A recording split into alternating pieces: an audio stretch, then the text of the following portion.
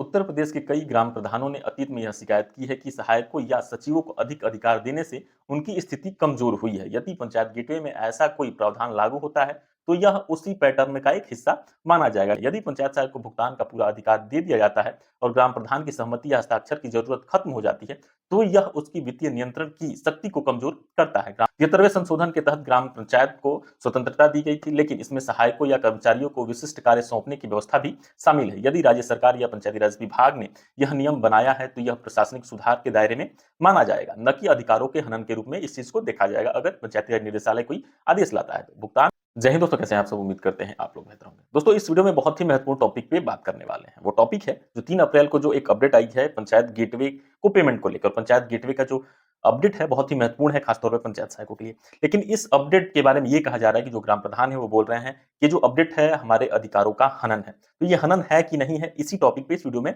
आगे चर्चा करने वाले हैं और बहुत ही महत्वपूर्ण तरीके से आप सभी लोग समझ जाने वाले हैं कि आखिर वास्तविक चीज क्या है। क्या वास्तव में ग्राम प्रधानों का जो अधिकार है उसका हनन है इस अपडेट में, या फिर ऐसा कुछ नहीं है। आपको तमाम चीजें इस वीडियो में देखने को मिलने वाली है। तो दोस्तों, आपसे निवेदन करें, अगर आपने हमारे चैनल को अभी तक सब्सक्राइब नहीं किया है तो प्लीज जल्द से जल्द सब्सक्राइब कर लीजिए, साथ ही बेल आइकन दबा लीजिए ताकि आपको हर एक लेटेस्ट अपडेट सबसे पहले मिले और आप सही जानकारी से रूबरू हो सके, सही जानकारी को जान पाए और समझ पाए। तो चलिए दोस्तों, वीडियो को शुरू करते हैं।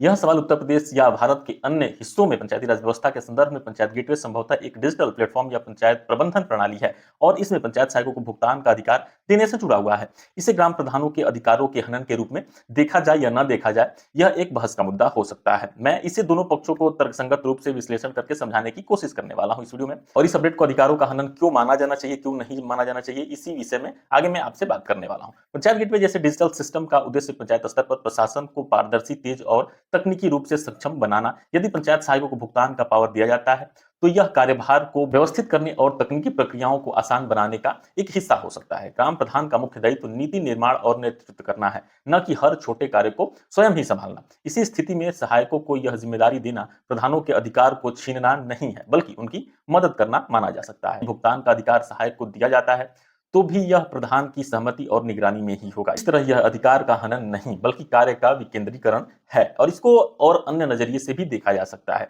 73वें संशोधन के तहत ग्राम पंचायत को स्वतंत्रता दी गई थी, लेकिन इसमें सहायकों या कर्मचारियों को विशिष्ट कार्य सौंपने की व्यवस्था भी शामिल है। यदि राज्य सरकार या पंचायती राज विभाग ने यह नियम बनाया है, तो यह प्रशासनिक सुधार के दायरे में माना जाएगा, न कि अधिकारों के हनन के रूप में इस चीज को देखा जाएगा। अगर पंचायती राज निदेशालय कोई आदेश लाता है तो भुगतान का अधिकार सहायक को देना ग्राम प्रधान की नीति बनाने, ग्राम सभा की अध्यक्षता करने या विकास योजनाओं को मंजूरी देने जैसे मूल अधिकारों को प्रभावित नहीं करता है।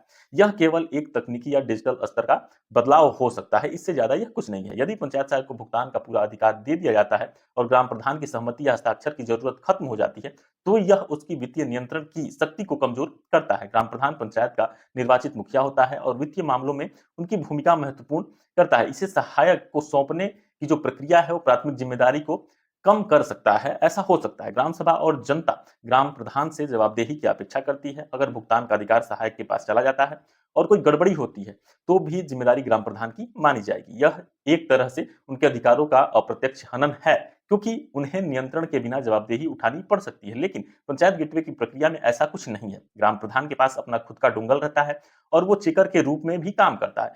और हाल ही में जो आदेश आए हैं उसके हिसाब से उनके अधिकारों में कोई बदलाव नहीं किया गया है। इस कारण से ये ग्राम प्रधानों का हनन इस अपडेट को नहीं माना जा सकता है। कई बार पंचायत सहायक स्थानीय प्रशासन या ऊपरी अधिकारियों के प्रभाव में कार्य करते हैं।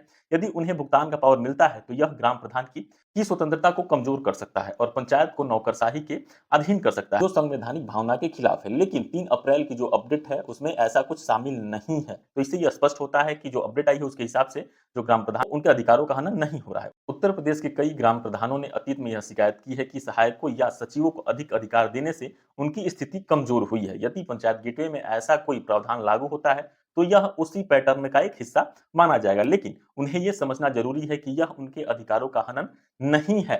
यह इस बात पर निर्भर करता है कि पंचायत गेटवे में यह व्यवस्था कैसे लागू की गई है। यदि ग्राम प्रधान की सहमति और निगरानी बरकरार रहती है, तो इसे हनन नहीं माना जा सकता है, बल्कि यह एक प्रशासनिक सुविधा है। लेकिन अगर यह उनकी सहमति के बिना या उनकी शक्तियों को दरकिनार करके किया जाता है, तो यह एक निश्चित तौर पर उनके अधिकारों का हनन होगा, जबकि इस अपडेट में ऐसा कुछ नहीं है। इसके लिए सटीक जवाब जानने हेतु जो पंचायत गेटवे की नीति है और जो नियमावली है उसके विश्लेषण की आवश्यकता है।